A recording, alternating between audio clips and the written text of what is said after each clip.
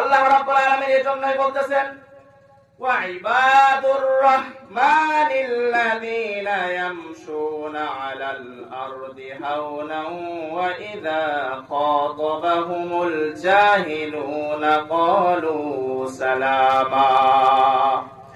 আল্লাহ রাব্বুল আলামিন বলেন রহমানের বান্দা তো তারা যারা যখন জমিন দিয়ে বিচরণ করবে, জমিনে চলাফেরা করবে, মানুষের সাথে কথাবার্তা বলবে, তখন তারা নম্রভাবে ভদ্রভাবে জমিনের মধ্যে চলাফেরা করবে। আল্লাহ রাব্বুল আলামিন অপর আয়াতে বলেন ওয়ালা তামশি ফিল আরদি মারাহা ইন্নাকা লান তাখরিকাল আরদা ওয়া লান তাবলুগাল জিবালা তুলা।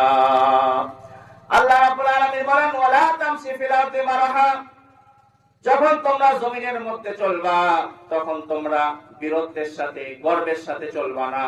আমার ভাইরা, এই পৃথিবীতে আল্লাহ রাব্বুল আলামিন আল্লাহর পরে যার সম্মান, আল্লাহর পরে যার মর্যাদা, বিশ্বনবী হযরত মুহাম্মদুর রাসূলুল্লাহ সাল্লাল্লাহু আলাইহি ওয়াসাল্লামকে পাঠিয়েছিলেন।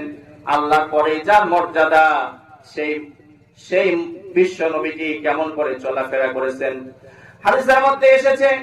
সাহাবায়ে কেরাম বলেছেন বিশ্বনবীজি যখন জমিনে চলাফেরা করতেন তখন আমাদের মতো এমন করে বুক টান করে চলাফেরা করতেন না। বিশ্বনবীজি যখন জমিনের মধ্যে চলাফেরা করতেন তখন একজন মানুষ যখন সিঁড়ি দিয়ে নামে, উঁচু থেকে নিচু জায়গায় নামে, যেমন করে বিনয়ের সাথে খুব খেয়াল করে পা রাখে, বিশ্বনবীজি যখন রাস্তাঘাটে চলাফেরা করতেন বিশ্বনবীজি সেভাবে চলাফেরা করতেন। যদি আমি আপনি আল্লাহর ইবাদত করতে পারি তাহলে আমরাই দামি হব, আর যদি আমরা আল্লাহর ইবাদত না করি তাহলে আমরা নিজেরাই ক্ষতিগ্রস্ত হব, ক্ষতিগ্রস্তদের অন্তর্ভুক্ত হব।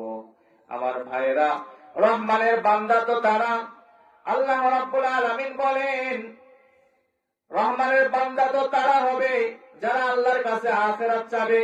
কিন্তু আজ আমরা দুনিয়া নিয়ে ব্যস্ত হয়ে গিয়েছি, দুনিয়ার টাকা পয়সা, লোভ লালসা, ক্ষমতার মোহে পড়ে আমরা আল্লাহ রাব্বুল আলামিনকে ভুলে গিয়েছি। আল্লাহ রাব্বুল আলামিন বলেন রহমানের বান্দা তো তারা মান কানা ইউরিদু হারসাল আখিরাতি নাজিদ লাহু ফি হারসিহি।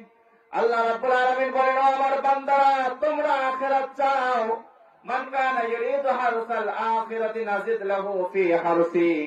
আমার বান্দারা তোমরা যদি আখিরাত চাও, মৃত্যুর পরবর্তী জীবনটা ভালো থাকতে চাও, এইটা আমার কাছে চাও।